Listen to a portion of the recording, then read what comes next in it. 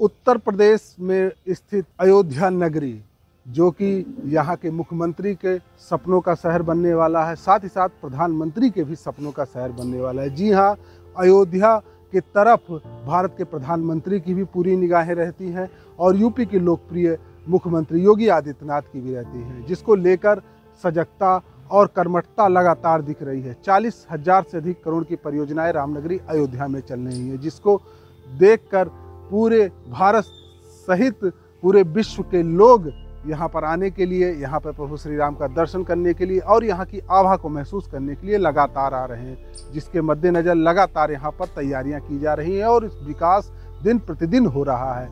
यहाँ पर बेहतरीन विकास के साथ साथ इसको स्मार्ट सिटी के रूप में भी विकसित किया जा रहा है। उसके साथ ही साथ ये भी ध्यान रखा जा रहा है कि यहाँ की संस्कृति जो है, यहाँ का जो कल्चर है वो सबके साथ रहे और यहाँ आने वाले लोगों को वह महसूस भी हो। यहाँ के कण कण में राम है, यहाँ के जन जन में राम है। इसी के मद्देनज़र राम से जुड़ी संस्कृति, राम से जुड़े प्रसंगों से ही संपूर्ण राम नगरी अयोध्या को सुशोभित किया जा रहा है।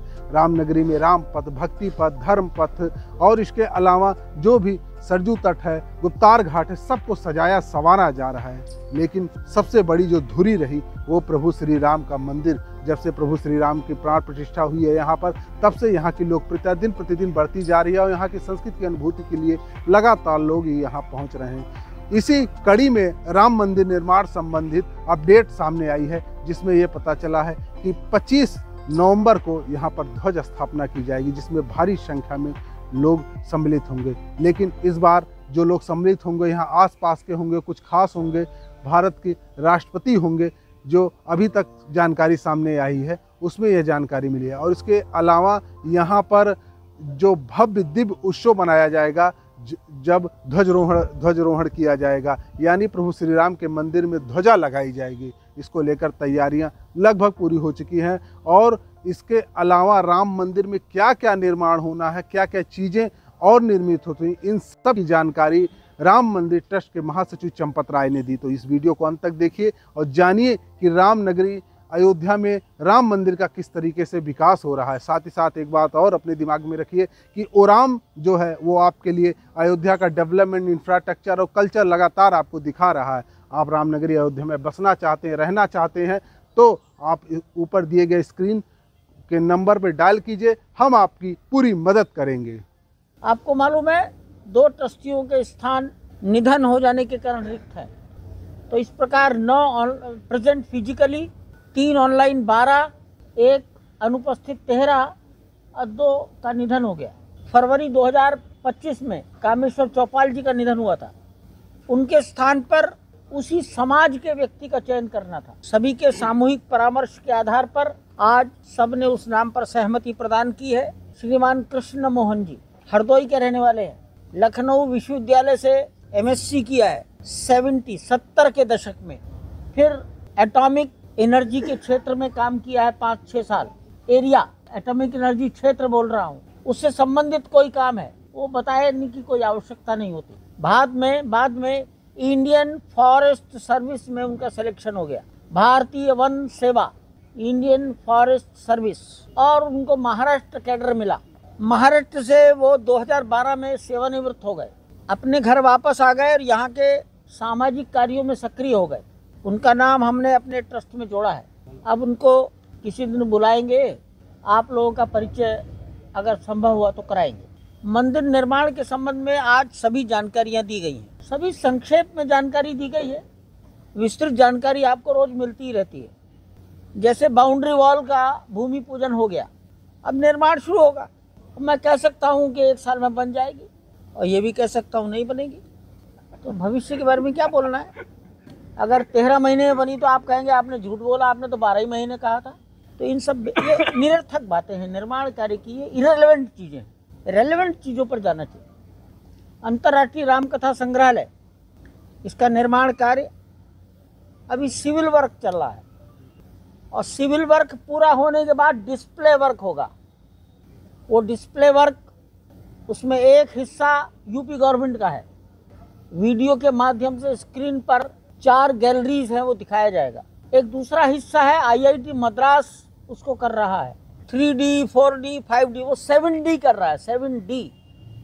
अब हमारी तो कल्पना में नहीं आ सकता, आपकी कल्पना में आता हो तो उसकी व्याख्या कर सकते हैं। तो इसलिए उतना लिखो या उतना लिखकर समस्याएं पैदा मत करो। कोई मेरे से सवाल पूछेगा, मैं कहूँगा मुझे मालूम ही नहीं। IIT मद्रास एक हिस्सा बना रहा है, I think it is sufficient. क्या बना रहा है अब मालूम ही नहीं। अंतरराष्ट्रीय शब्द को सार्थक कर रहा है। अंतरराष्ट्रीय शब्द यहाँ सार्थक हो, ये प्रयास है। शेष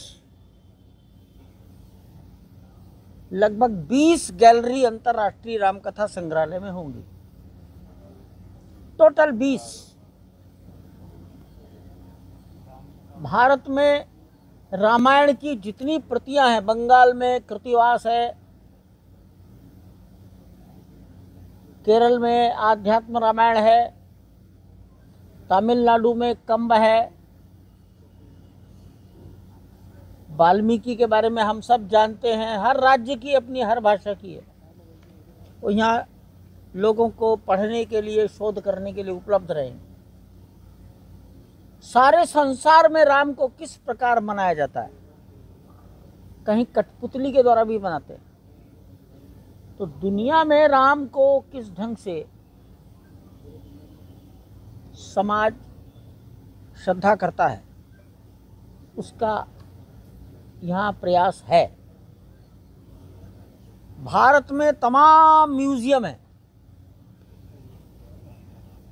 वहाँ राम से संबंधित कौन कौन से ऐसे आर्टिफैक्ट्स,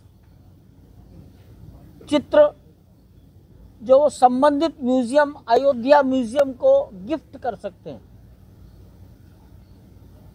30 साल के लिए लीज पर दे सकते हैं, इसकी बातचीत चल रही है। एक नौजवान मेरे संपर्क में आया है जिसने कहा कि मेरे पास 52 प्रकार की रामायण है। अब ये एक नौजवान लड़के पर 52 रामायण है, उसने मुझे कहा मेरे पास 52 रामायण है ओरिजिनल। ऐसे लोगों को, सब संबंधित लोगों को किया जा रहा है। संजीव सिंह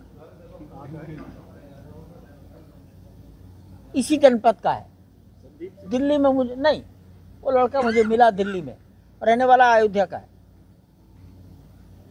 संजीव सिंह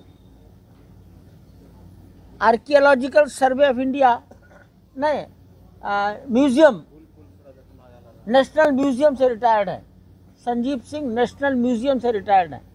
उनको ये काम सौंपा गया है कि वो इसको अच्छा बनाए, सुंदर बनाए। आप लोगों के ध्यान में एक बात और आनी चाहिए। नृपेंद्र मिश्रा जी अनेक वर्षों से प्रधानमंत्री संग्रहालय में के काम कर रहे हैं और उन्होंने 3 मूर्ति भवन, उसको प्रधानमंत्री संग्रहालय का रूप दे दिया है। तो उनको इस विषय का अनुभव है, हम केवल श्रोता हैं। तो इसलिए ये माना जाए कि वो अच्छा बनेगा। सुरक्षा दीवार, जिसको बाउंड्री वॉल, वो 3.4 3.5 किलोमीटर लंबी है चारों दिशाओं में।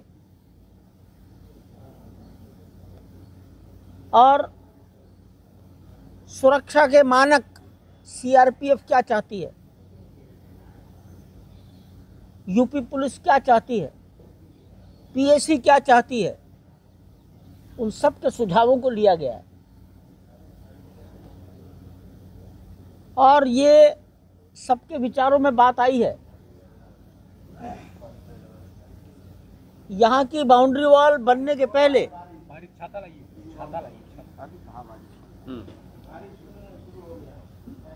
पार्लियामेंट के अंदर कैसा है, ऐसे 2-4 स्थानों को देखा गया है और ये मत बना है कि इस बाउंड्री वॉल भी अपने में यूनिक होगी। शेष मंदिर निर्माण की सामान्य जानकारी जो आपको रोज है वो दी गई है। कि सारे कार्य लगभग पूर्णता की ओर है। 25 नवंबर को ध्वजारोहण, इस पर सबकी सहमति बन गई है, उसकी तैयारी चल रही है और आगे बढ़ेंगे तो और अधिक बात बताई जाएगी। कोई विशेष एक ही ट्रस्टी का नाम बताएगा, बारिश हो रहा है, सिर्फ एक ट्रस्टी का भी हो? हाँ, विमलेंद्र, एक ट्रस्टी को तय करने में 6 महीने लग गए। ये मेरा विषय नहीं है, ये समाज का विषय है। और आपको जानकारी होगी, पहला ट्रस्ट भारत सरकार ने बनाया है, हर एक ट्रस्टी का निर्णय उन्होंने किया है। तो यहाँ पर चंपत राय अकेला बैठकर, अनिल जी अकेले बैठकर निर्णय नहीं कर सकते। अर्थ समझिए इसका।